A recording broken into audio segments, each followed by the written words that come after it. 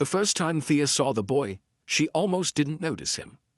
He was tucked into the corner of the palace library's back terrace, sitting perfectly still in a pool of afternoon sunlight, his face tilted toward the warmth, but his eyes closed. She might have walked right past if she hadn't been looking for somewhere quiet to eat her lunch away from the chaos of the kitchens. The terrace was technically off-limits to staff. It opened from the library's restricted section, accessible only to the royal family and visiting scholars. But Thea had discovered weeks ago that if she slipped through the servants' corridor and cut across the herb garden, she could reach the stone steps that led up to the terrace without anyone noticing. It was worth the risk for 20 minutes of peace. Except today, the terrace wasn't empty. Thea froze with one foot on the top step, ready to retreat. But something about the boy's stillness held her. He hadn't moved at her approach, hadn't turned his head or called out a challenge. He just sat there, hands resting loosely in his lap, breathing slowly like he was asleep with his eyes closed. She studied him from her position on the stairs. He looked to be maybe 16 or 17, thin in the way of teenagers who'd recently shot up in height and hadn't filled out yet. Dark hair fell across his forehead, and even from a distance she could see the aristocratic lines of his face. Sharp cheekbones, a straight nose, a mouth that looked like it rarely smiled.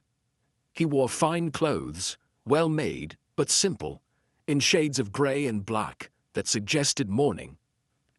Thea knew who he was, of course. Everyone in the palace knew about the Alpha King's son, even if most had never seen him. Callum, the young prince who'd been born with sight but lost it at age 12 to an illness that had nearly killed him. The heir who would never rule because pack law required an alpha to be whole and unblemished, and blindness counted as a fatal flaw in the eyes of tradition. The tragedy of it all was whispered about in the servants' quarters. Poor boy, they'd say, losing his mother in childbirth, and then his sight 4 years later. The king keeps him hidden away now, doesn't even bring him to court functions anymore. They say he just sits in his rooms all day, refusing to learn the adaptive techniques the healers try to teach him. Looking at him now, alone on the terrace, while the rest of the palace bustled with life, Thea thought tragedy might be an understatement. He looked like a ghost, like someone who'd stopped existing in any meaningful way and was just waiting for his body to catch up with the rest of him. She should leave. She had no business being here, and if she was caught talking to the prince, she'd probably be dismissed. But something about that perfect stillness bothered her. She'd seen grief before, had lived it herself after her parents died and left her orphaned at 15. And she recognized the particular flavor of this boy's isolation. This wasn't peaceful solitude. This was loneliness so deep it had become a kind of armor. Before she could talk herself out of it, Thea climbed the rest of the steps and crossed the terrace. Her footsteps were loud on the stone, deliberately so. She didn't want to startle him. The boy's head turned slightly toward the sound, and she got her first good look at his eyes. They were gray, like storm clouds, and they didn't quite focus on her. They tracked toward her voice but not accurately, fixing on a point somewhere over her left shoulder. "You're not supposed to be here," he said. His voice was quiet, cultured, with the kind of accent that came from expensive tutors and careful breeding. "This terrace is restricted to family and authorized scholars." "I know," Thea said. "I'm sorry. I'll leave." She turned to go, but his next words stopped her. "You don't sound like a scholar. Too young, and your accent is northern provinces, lower class, probably service industry background." A pause. "Kitchen staff." Thea blinked. "How did you—" "You smell like bread and herbs, rosemary specifically, and something sweet. Honey, maybe, or preserves." He tilted his head slightly. "And you're nervous. Your heartbeat is elevated, and you shifted your weight twice in the last 10 seconds. People do that when they're deciding whether to run. You have good hearing. I have excellent hearing. When you lose one sense, the others compensate." His mouth quirked in something that wasn't quite a smile. "You still haven't told me why you're trespassing." I was looking for somewhere quiet to eat lunch. Thea gestured to the book tucked under her arm, then remembered he couldn't see it. And to read. For the first time, something flickered across his face. Interest, maybe, or curiosity. What are you reading? Thea looked at the worn book in her hands. It was a collection of folk tales she'd found in the servants' library, stories from the northern provinces where she'd grown up. Nothing grand or important, but it reminded her of her mother's voice reading to her by firelight during long winter evenings. Folk tales, she said, from the north. Just stories. Do you like them? The stories? The question surprised her. Yes, they remind me of home. Callum was quiet for a moment, his unseeing eyes fixed somewhere in the middle distance. Then he said, I used to read, before. I had a whole library of books I was working through. History, philosophy, poetry. I was going to read everything, learn everything, be the most educated prince in the territories. His voice was carefully neutral, but Thea heard the grief underneath.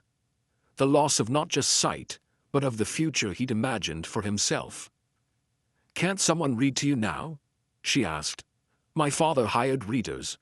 Professional scholars who would come and recite texts in their most formal, boring voices. They made even the best stories sound like accounting ledgers.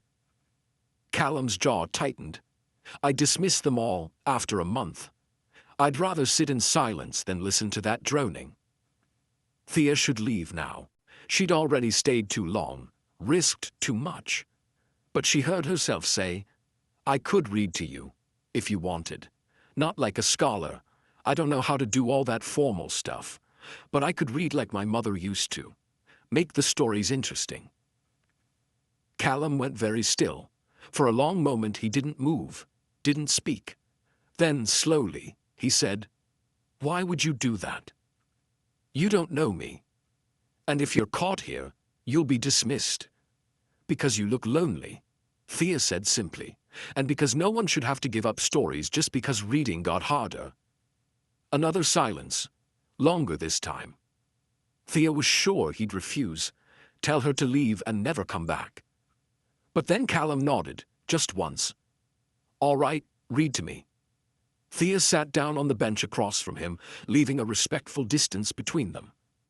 She opened her book and began reading the first story, a tale about a clever fox who outwitted a pack of wolves through quick thinking and even quicker talking.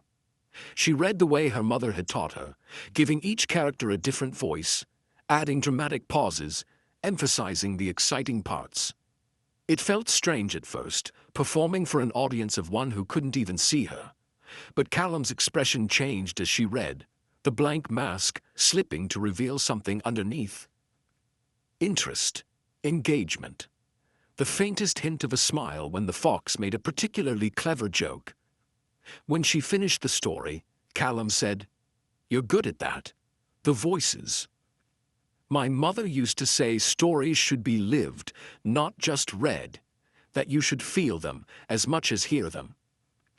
She sounds like she was wise. She was. Thea closed the book. I should go. I've been gone too long already. The head cook will notice. Will you come back? The question came out quickly, almost desperate, before Callum could hide it behind his usual careful control.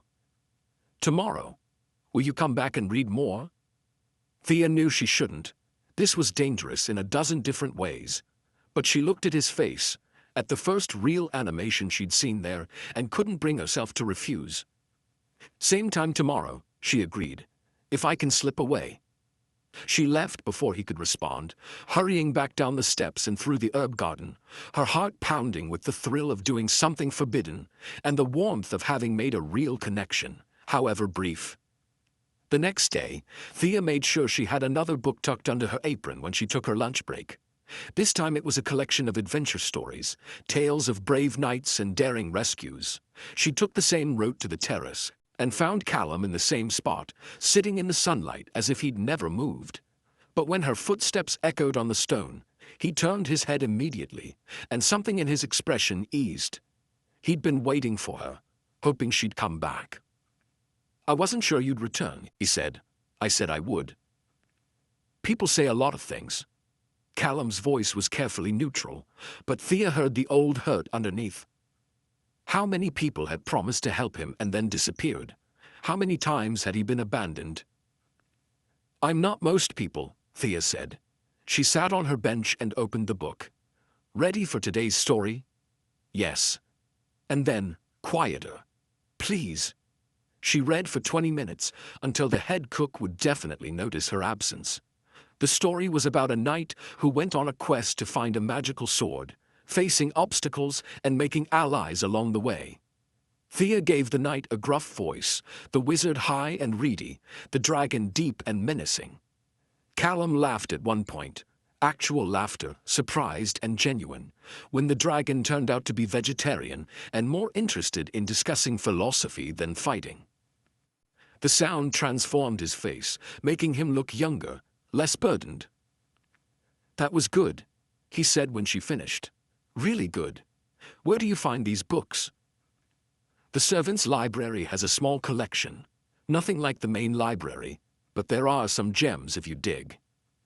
Thea stood, brushing crumbs from her skirt. I'll find something else for tomorrow. Wait.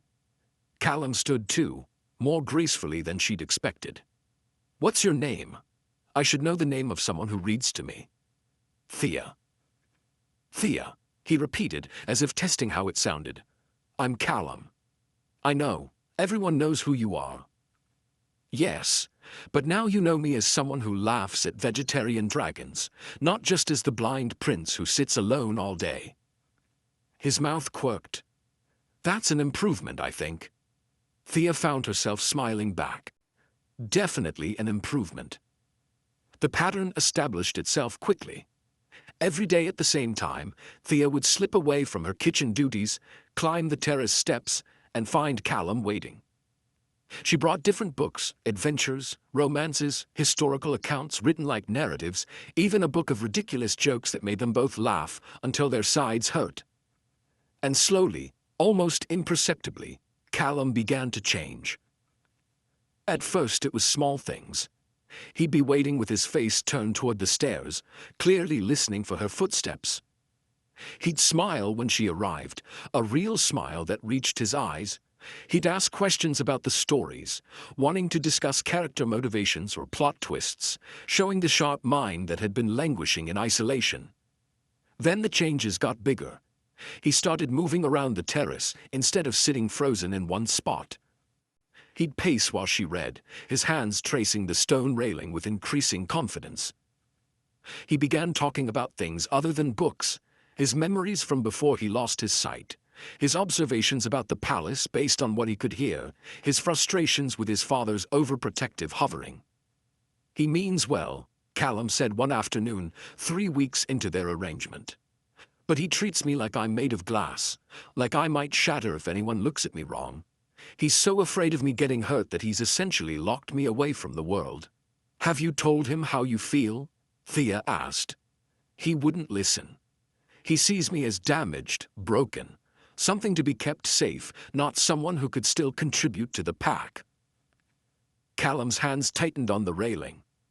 I'm going to be 18 in 4 months. In any other circumstance, I'd be preparing to take my place as alpha heir, learning to lead, to make decisions, to understand the territory and its needs. Instead, I'm hidden away like an embarrassment. Thea set down her book. You're not an embarrassment. You're just different. That doesn't make you less. Tell that to the council. Tell that to pack law, which specifically requires the alpha to be physically perfect. Callum's voice was bitter. Blind wolves can't lead packs. That's the rule that's been in place for centuries. Rules can be changed. Not this one. Not without a fight that would tear the pack apart. He turned away from the railing, his expression frustrated. I know I can't be alpha. I've accepted that. But I could still be useful. I could advise, assist, contribute in other ways, if anyone would let me. Then make them let you, Thea said. Stop hiding up here and show them what you can do. Callum laughed, but it wasn't a happy sound. Show them what exactly? I can't read reports. I can't see pack members to gauge their reactions. I can't even navigate the palace without running into walls. Because you haven't practiced. You've been sitting still for 4 years. Of course you can't navigate, but you could learn. Thea stood and crossed to where he stood. You said your other senses compensated. Use them. The terrace is a contained space. Learn every inch of it first, then expand outward. You make it sound easy. I make it sound possible. There's a difference. She touched his arm lightly, felt him tense at the unexpected contact. Callum, you're so focused on what you lost that you can't see what you still have. A brilliant mind, a good heart, the ability to learn and adapt. Those things don't require sight. For a long moment, Callum didn't respond. Then he said, "Help me." "Help you what?" "Learn to navigate, practice moving without sight. You're right that I've been sitting still too long, but I don't." He paused, vulnerability flickering across his face. "I don't know how to start. Every time I try to move beyond the familiar, I panic. I hear everyone telling me I'm broken, I'm useless, I can't, and I freeze." "Then we start small," Thea said. "Right here, right now. You know where you're standing, right? By the railing, southwest corner." "Yes." "Good. Now, without moving, tell me what else you can sense about this terrace.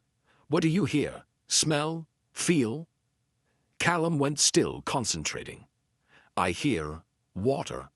The fountain in the herb garden below, and birds in the ivy that climbs the east wall. The wind sounds different when it hits the columns versus the open spaces, more echoing. I can smell the herbs from the garden, and also," he inhaled deeply, "books, old paper and leather bindings from the library. And you. You always smell like bread and honey." Thea felt heat rise in her cheeks, but pushed past it. "Good. Now, based on those sensory cues, can you tell me how to get from where you're standing to the bench where I usually sit?" Callum thought about it, his brow furrowed. "Turn left? No, right. Toward the book smell, because the library doors are in that direction. Walk, maybe 10 steps. The acoustics change near the bench because it's backed by the wall.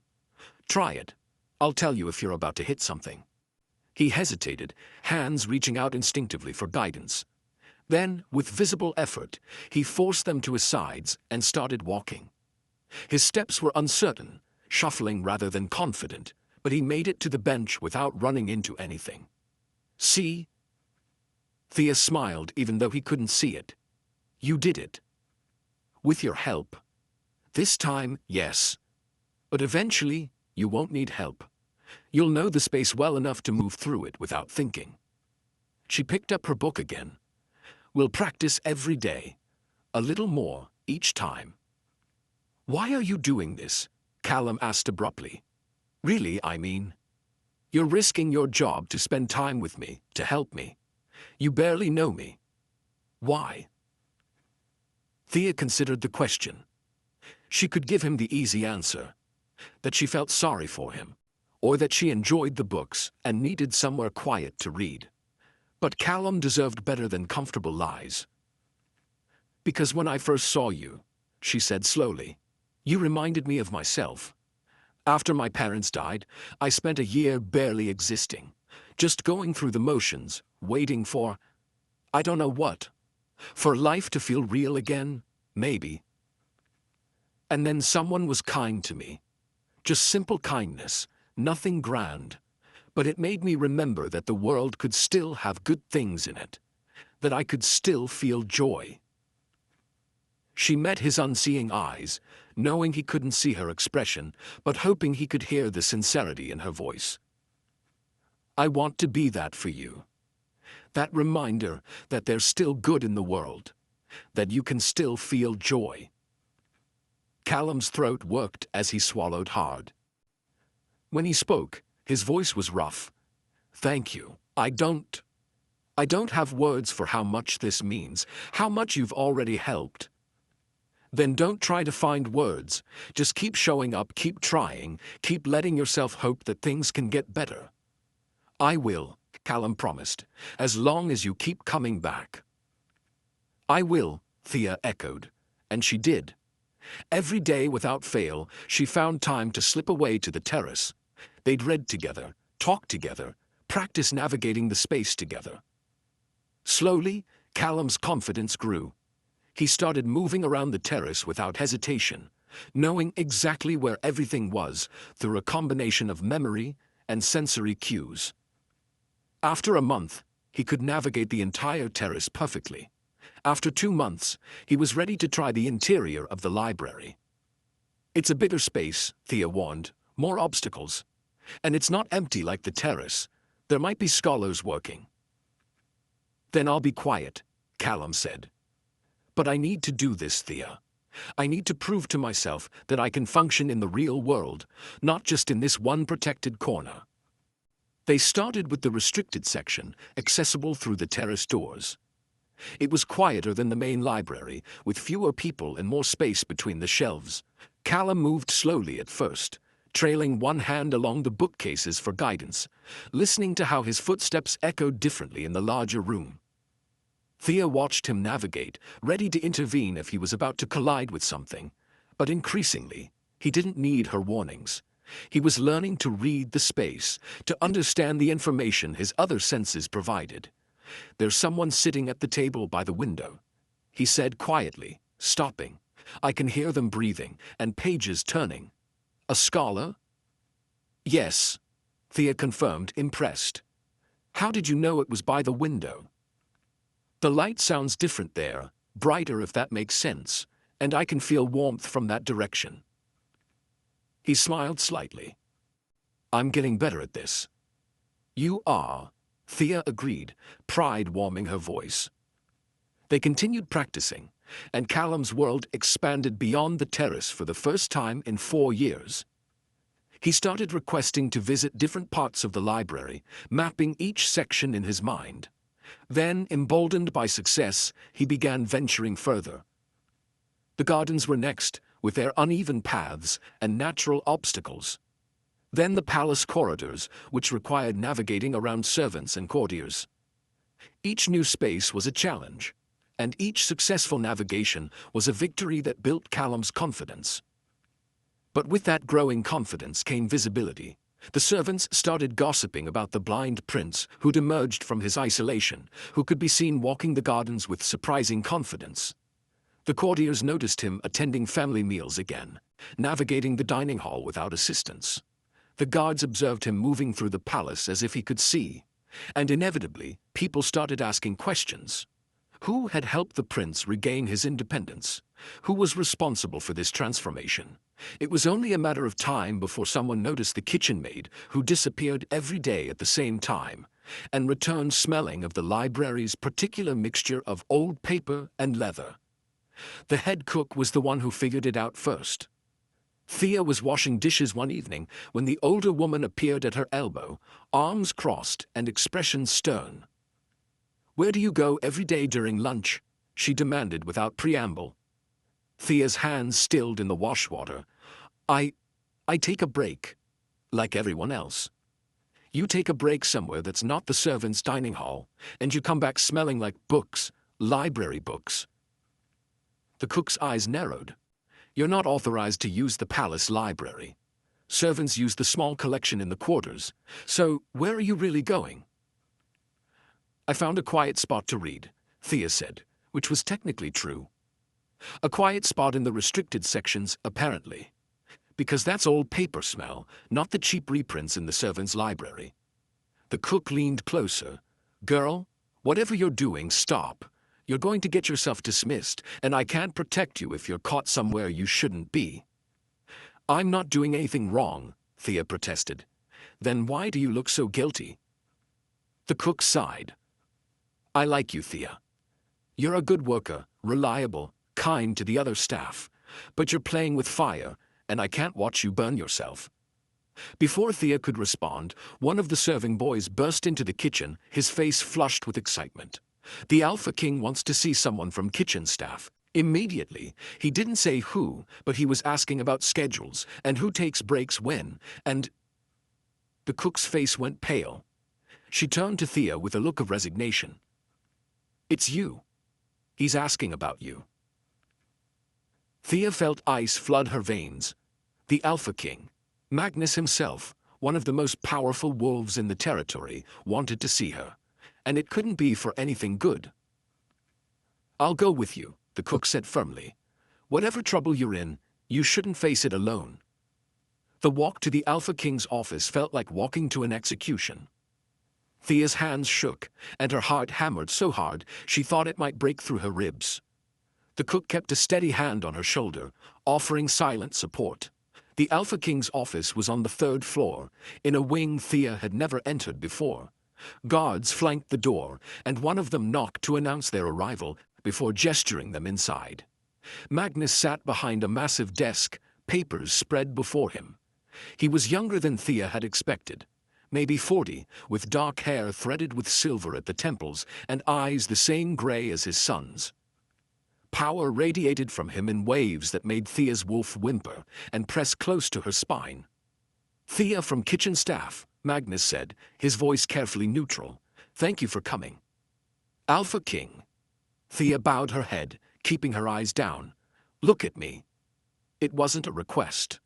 Slowly Thea raised her eyes to meet his. Magnus studied her with an intensity that felt like being dissected. "How long have you been spending time with my son?" There was no point in lying. 3 months, Alpha King. 3 months. Magnus's jaw tightened. 3 months of sneaking into restricted areas to spend time with the prince. "Do you have any idea how inappropriate that is? How it looks?" "I was reading to him," Thea said, her voice small. "That's all.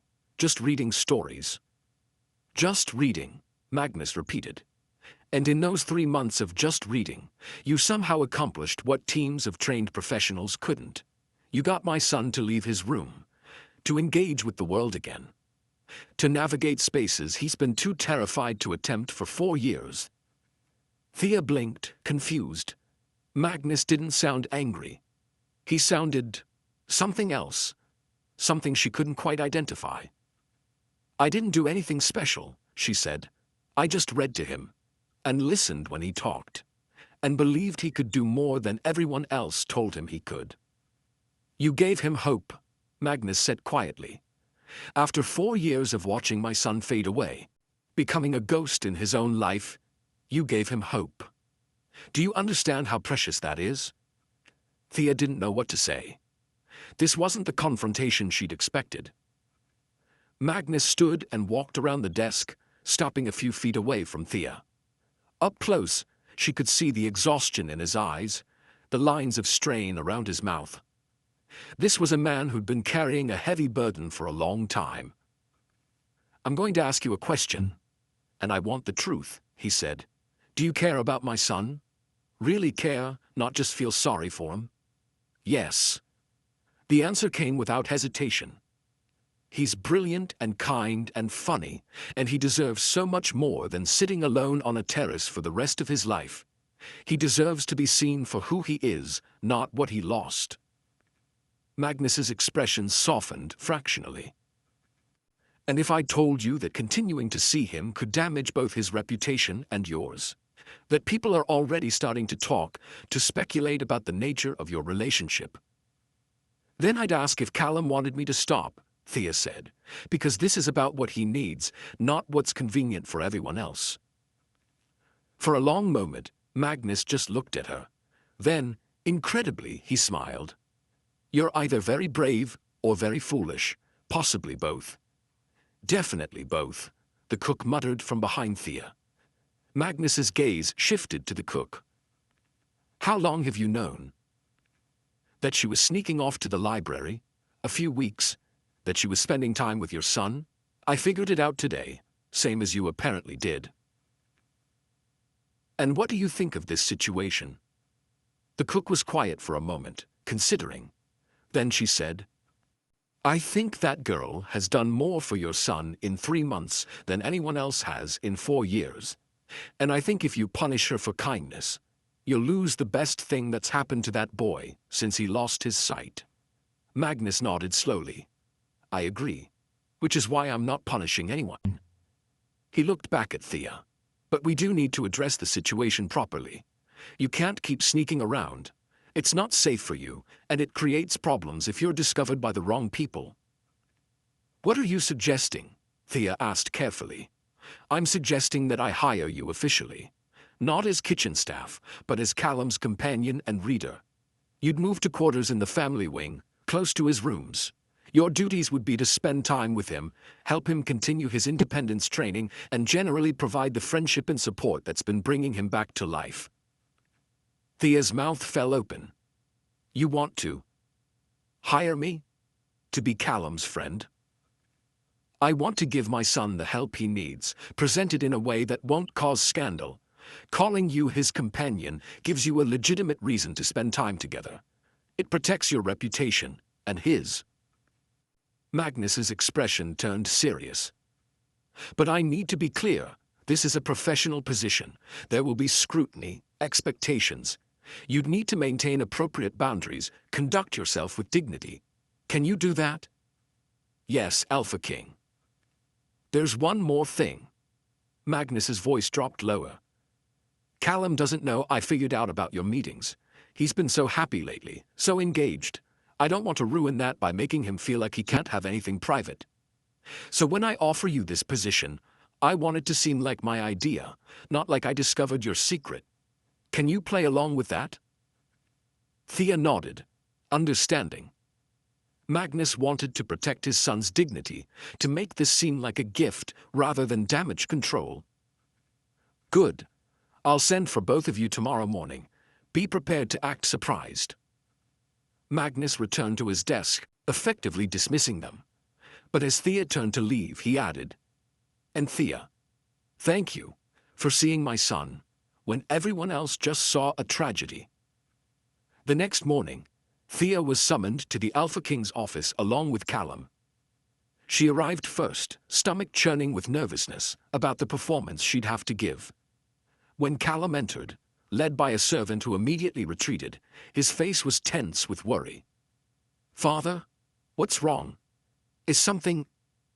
He trailed off as his enhanced hearing picked up Thea's heartbeat. Thea, what are you doing here? I asked her to come, Magnus said. I have a proposition for both of you. Thea watched Callum's face, saw confusion war with concern. His hands clenched at his sides, and she knew he was thinking the worst, that their secret meetings had been discovered, that she was about to be punished. I've noticed significant improvement in you over the past few months, Magnus continued. You're more engaged, more active. You've been leaving your rooms, navigating the palace with increasing confidence. I'm proud of the progress you've made. Callum's tension didn't ease. Thank you, Father. I want to support that progress, which is why I've decided to hire someone whose sole job will be to help you continue this growth. Magnus gestured to Thea. Thea has been recommended as someone with patience, intelligence, and a genuine care for others. I'd like to offer her the position of your official companion and reader. Callum's mouth opened, closed, opened again. You want to hire Thea to spend time with me? If she's willing, and if you're amenable to the arrangement. Magnus looked between them. I know you value your independence, Callum. This wouldn't be about controlling you or limiting your autonomy. It would simply be about giving you support as you continue to reclaim your life. I'm amenable, Callum said quickly. Very amenable. Thea, would you want to do this? Thea felt a smile tug at her lips, despite the seriousness of the moment. Callum was trying so hard to sound casual, like this wasn't exactly what he wanted. I'd be honored, my lord. Just Callum, he said automatically. You don't have to call me my lord. We're going to be spending a lot of time together, apparently. Might as well use names. Magnus cleared his throat, drawing their attention back. There are conditions, Thea. You'll move to the family wing, into quarters appropriate for a companion to the prince. You'll receive a salary commensurate with your new position. You'll be expected to maintain proper conduct and discretion. And you'll report to me monthly on Callum's progress. I understand, Alpha King. Good. You can start immediately. I'll have your things moved from the servants' quarters this afternoon. Magnus's gaze shifted to his son. Callum, I expect you to treat Thea with respect. She's here to help, not to be at your beck and call. Is that clear? Perfectly clear, Callum said. He was smiling now, really smiling, and Thea saw Magnus's expression soften as he looked at his son. Then you're both dismissed. Callum, show Thea to her new quarters. They're 2 doors down from yours. They left the office together, and the moment they were out of earshot, Callum grabbed Thea's arm. Did that really just happen? My father hired you to be my companion? As in, we can spend time together whenever we want. And it's not just allowed but encouraged. It appears so, Thea said, happiness bubbling up in her chest. This is... Callum laughed, the sound pure and joyful. This is incredible. I don't have to hide anymore. We don't have to sneak around. We can just exist together. Your father did say we need to maintain proper conduct, Thea reminded him. I'm always proper, Callum said with mock dignity. Then, more seriously, how did this happen? I didn't ask him for this, did you? Thea thought about her promise to Magnus to let this seem like his idea. Maybe he just noticed the changes in you and wanted to encourage more of the same. Maybe, Callum said, though he sounded uncertain, or maybe he's more observant than I give him credit for.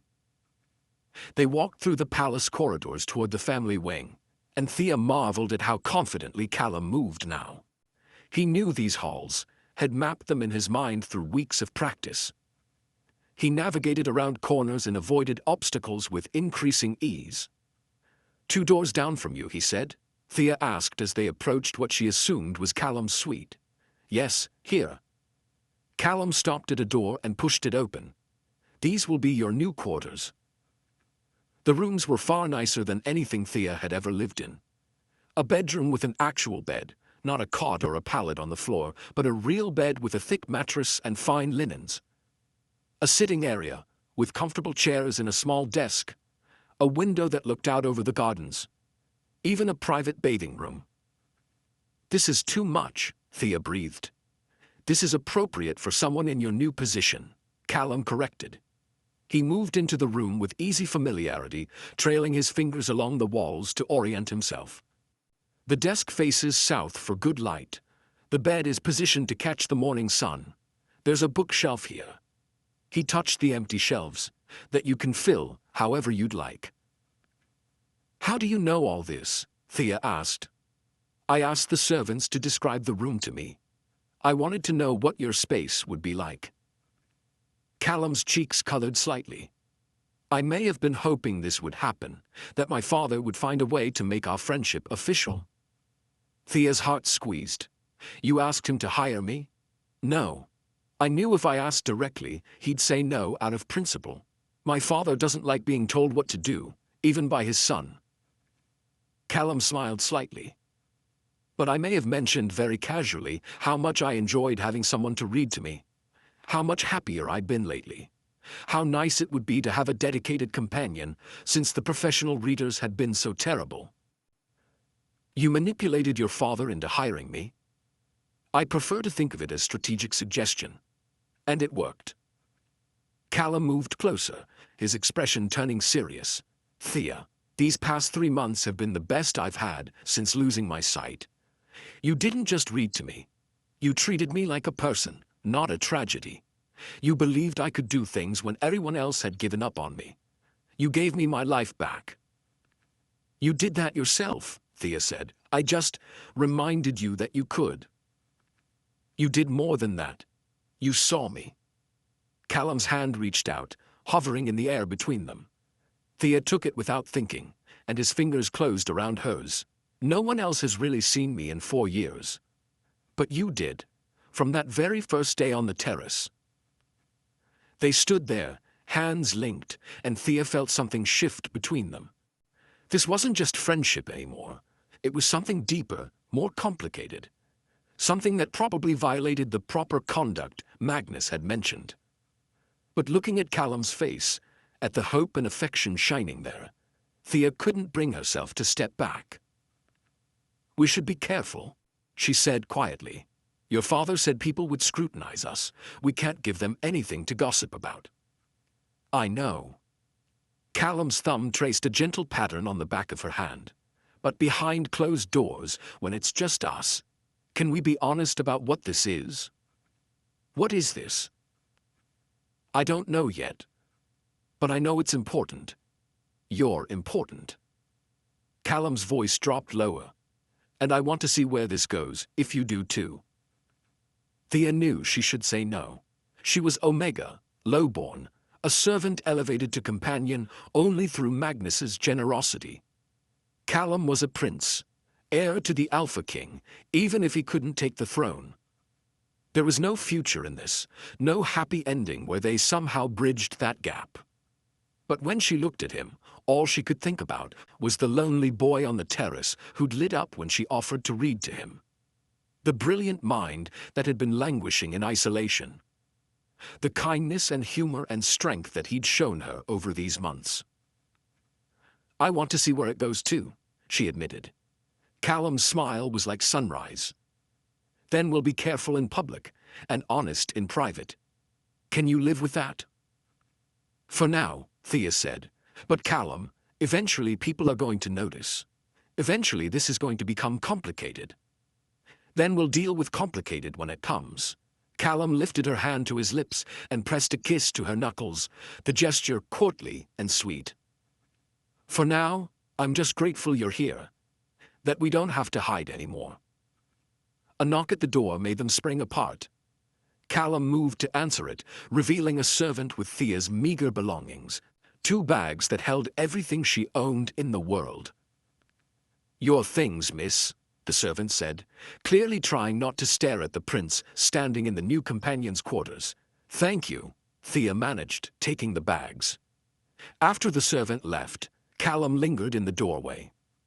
"I should let you settle in. But, same time as always, the terrace."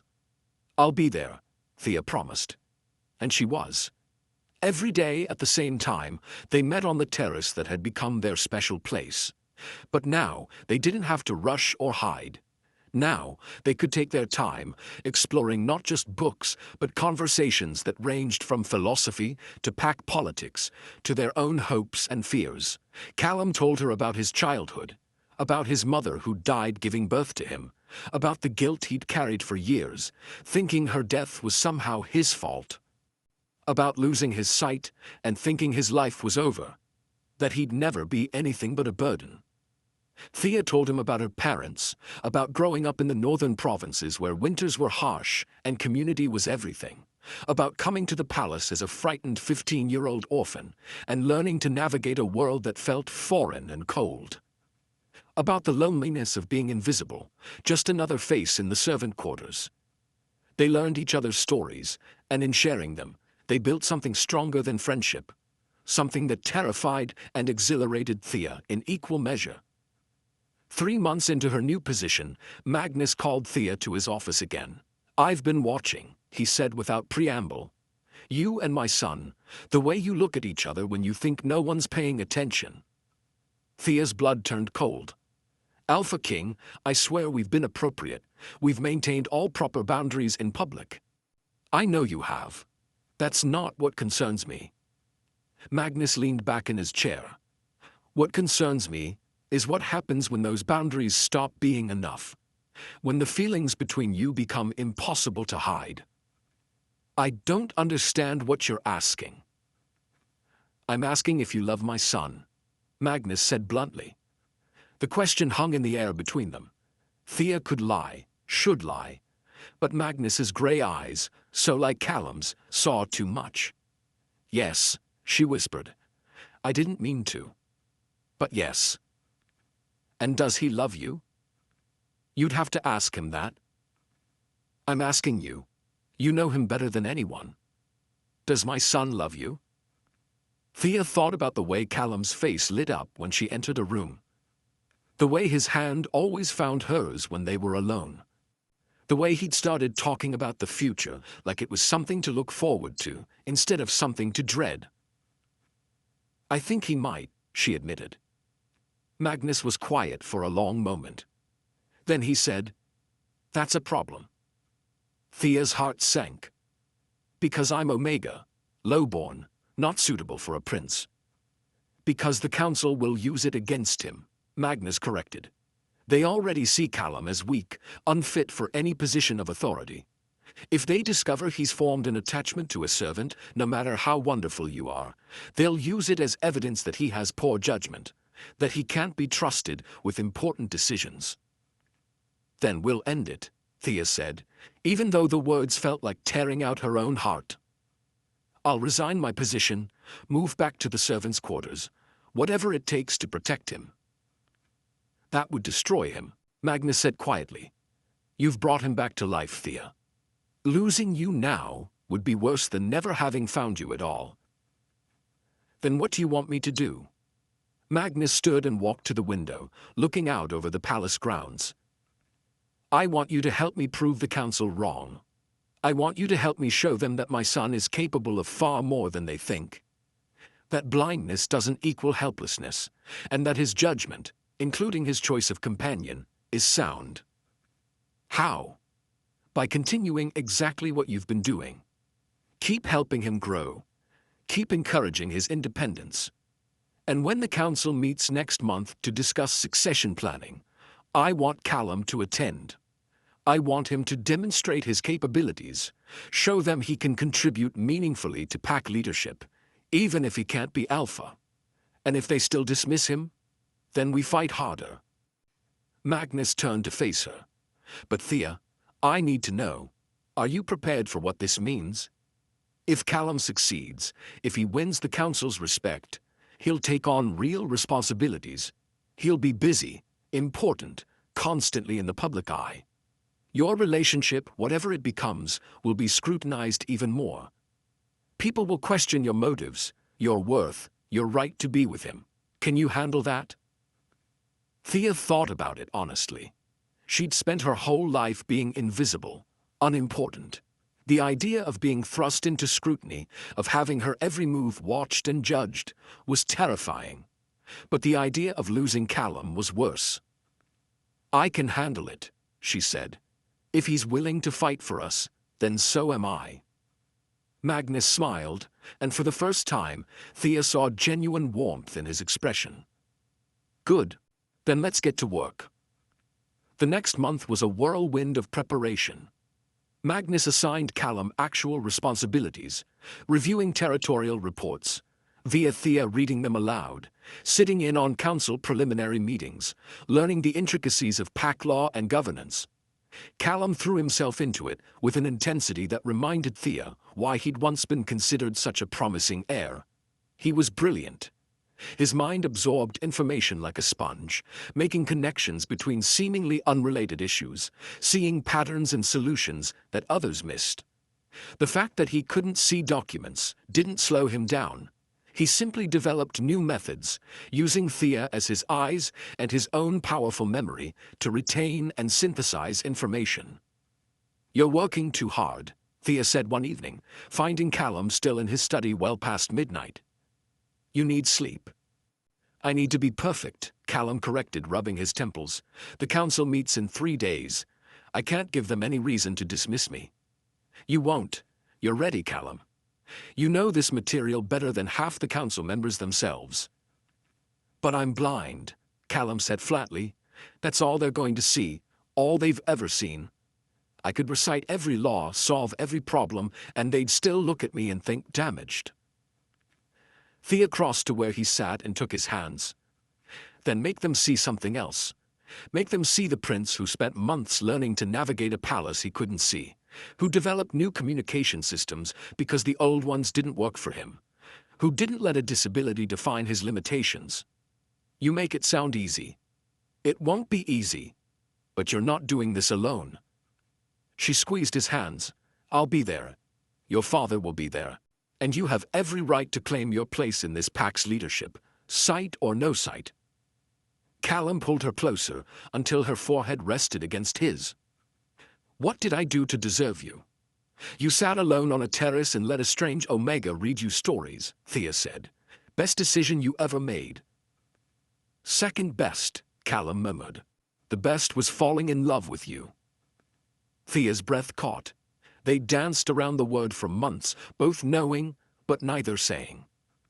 And now here it was, spoken aloud in the quiet darkness of his study. I love you too, she whispered. Callum kissed her then, soft and sweet and full of promise. When they broke apart, he smiled against her lips. When this is over, when I've proven myself to the council, I'm going to court you properly. Ask my father's permission, do everything by the book. But Thea, I want you to know, you're it for me. You're the person I choose, regardless of what anyone else thinks. I choose you too, Thea said. Always. The council meeting arrived too quickly. Thea wasn't allowed in the chamber itself. This was for council members and the royal family only. But she waited outside with the other assistants and advisors, her stomach churning with anxiety. The meeting lasted 3 hours. 3 hours of Thea pacing the corridor, imagining everything that could go wrong. When the doors finally opened, she searched for Callum in the crowd of emerging council members. He was with Magnus, his expression unreadable. But as he drew closer, she saw the slight upturn of his lips, the looseness in his shoulders that suggested relief. How did it go? She asked quietly as he reached her. They were skeptical at first, Callum said. Asked a lot of pointed questions designed to trip me up, but I answered everyone. Demonstrated that I understood pack law, territorial management, diplomatic protocols, and then... He smiled wider. And then Alpha Marcus from the Western Pack asked me to solve a hypothetical scenario involving border disputes. I gave him a solution that apparently no one else had thought of, including my father. They were impressed, Magnus added, pride evident in his voice.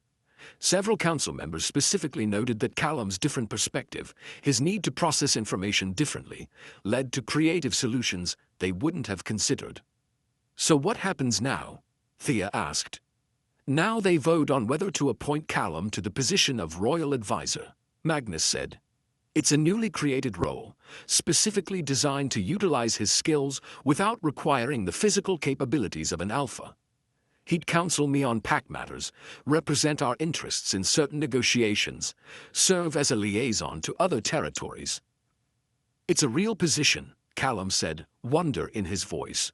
With real responsibilities, they're taking me seriously. The vote came 3 days later, 15 council members, and Callum needed a majority to secure the appointment. Thea waited with him in his chambers, both of them too nervous to do anything productive. When the messenger arrived with the results, Callum's hand found Thea's and squeezed tight. 12 votes in favor, the messenger announced. 3 opposed. The council confirms Prince Callum as royal advisor to the Alpha King, effective immediately. After the messenger left, Callum pulled Thea into a fierce hug. I did it. I actually did it. You did, Thea said, tears streaming down her face. You proved them all wrong. We proved them wrong, Callum corrected. I couldn't have done this without you. That evening, Magnus called them both to his office. I suppose you've heard the news, he said dryly. We have, Callum said, barely suppressing a grin. Thank you, Father, for believing in me, for making this possible.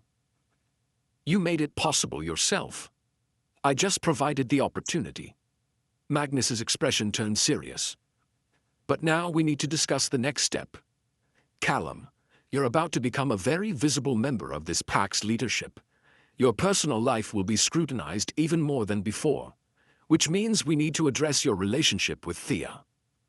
Callum's hand found Thea's again.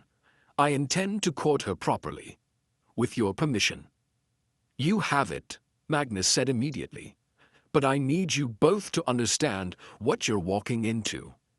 There will be wolves who disapprove, who think an Omega companion isn't suitable for a prince.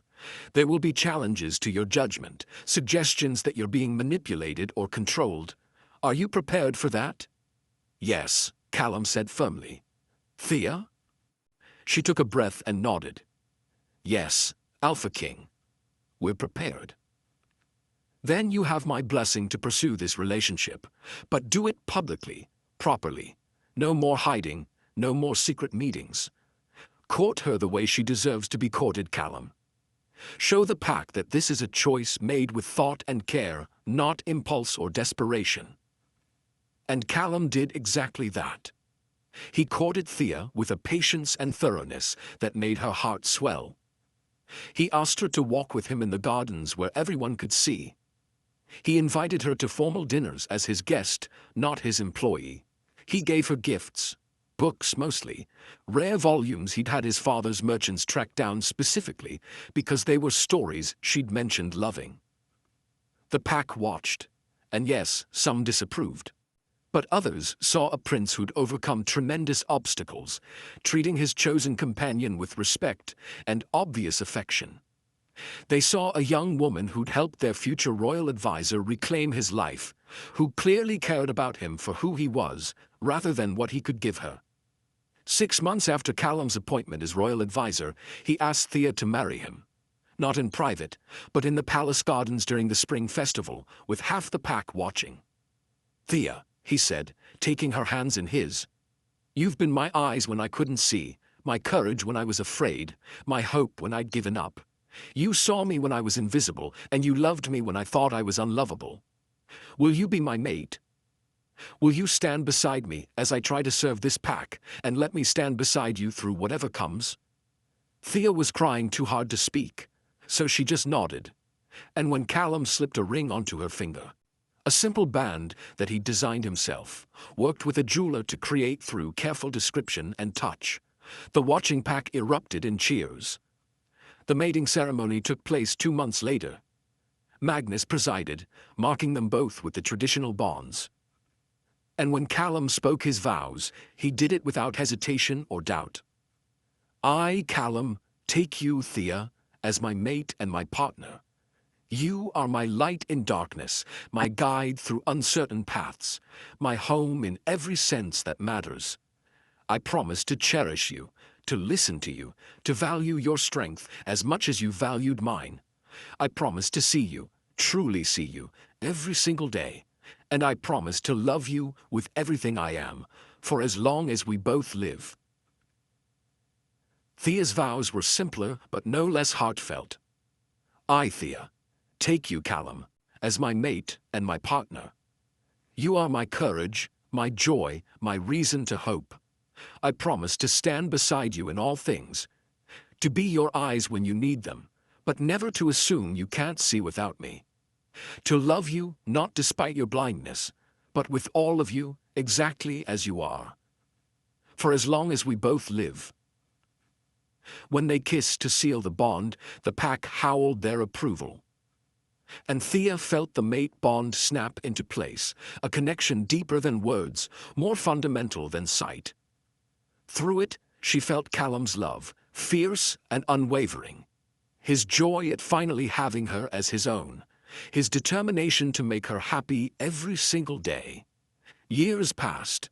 Callum proved himself again and again as royal advisor, his insights and counsel becoming invaluable to Magnus and the pack. He developed new systems for inclusive leadership, ensuring that wolves with disabilities or differences had pathways to contribute. He became a voice for those who'd been overlooked, using his own experience to advocate for change. And Thea discovered that being the royal advisor's mate was nothing like being a kitchen maid. She had responsibilities now, official duties involving pack education and literacy programs. She opened a library for all pack members, not just aristocracy. She trained readers to work with blind or illiterate wolves. She used her new position to help others the way she'd once helped Callum. They had pups eventually, 3 of them, each one different but perfect. The eldest inherited Callum's blindness, and Thea watched her mate teach their daughter to navigate the world without sight, to see with her other senses, to never let anyone convince her she was less than whole. But sometimes, on quiet evenings when the pups were asleep and pack duties were done, Callum and Thea would return to the library terrace where everything had started. They'd sit in their familiar spots, and Thea would read to Callum just like she had all those years ago. "Do you ever regret it?" Callum asked one such evening. "Giving up your quiet life to be with me? Taking on all the scrutiny and responsibility?" Thea set down her book and moved to sit beside him, taking his hand. "Not once, not ever. Even when the council questioned your motives, when those nobles suggested you'd manipulated me, even then, because I know the truth, and you know the truth. We chose each other, and we keep choosing each other every day." She leaned her head on his shoulder. "Besides, quiet lives are overrated. I much prefer my complicated, chaotic, beautiful life with you." Callum smiled and pressed a kiss to her temple. "Read to me?" "Always," Thea promised, picking up her book again. And she read to him as the sun set over the palace, her voice weaving stories into the gathering dusk. Read to him the way she had that very first day, when a lonely prince had sat alone on a terrace, and a brave Omega had decided to offer him something precious: connection, hope, and eventually love. The story she read that evening was one they both knew by heart, a folk tale from the northern provinces about a blind prophet who could see the future. But Thea read it anyway, giving each character a voice, adding dramatic emphasis to the exciting parts, making Callum laugh at the funny moments. Because this had never really been about the books, about the words on the page. It had been about two people finding each other in the unlikeliest of circumstances, about seeing past surface differences to the person underneath, about choosing to stay even when leaving would be easier. It had been about love in its truest form, patient and kind and enduring. When Thea finished the story, Callum pulled her closer. "Thank you," he said quietly, "for reading to you. For everything. For being brave enough to approach a stranger on a terrace. For believing I could be more than my disability. For loving me when I didn't think I deserved to be loved." "You've always deserved love," Thea said firmly. "You just needed someone to remind you." "And you needed someone to remind you that you're remarkable," Callum countered. "That you're not just a servant or a companion or even just a mate. You're extraordinary, Thea, and I will spend the rest of my life making sure you know it." They sat together as stars emerged in the darkening sky. Two souls who'd found each other against all odds and built a life more beautiful than either had dared imagine. The blind prince who'd learned to see with more than eyes. The Omega who'd discovered her own strength through helping another find his. And in the palace below, their children slept safely, growing up in a world their parents had helped reshape. A world where disabilities didn't define limitations, where love could bridge any gap, where kindness mattered more than status, and courage meant choosing connection over isolation. Thea thought about that first day on the terrace, when she'd almost walked away, almost left Callum to his loneliness rather than risk getting involved. How different their lives would be if she'd made that choice. But she hadn't walked away. She'd sat down, opened her book, and started reading. And that single act of kindness had changed everything, not just for them, but for the entire pack. Because sometimes the most important moments were the quietest ones.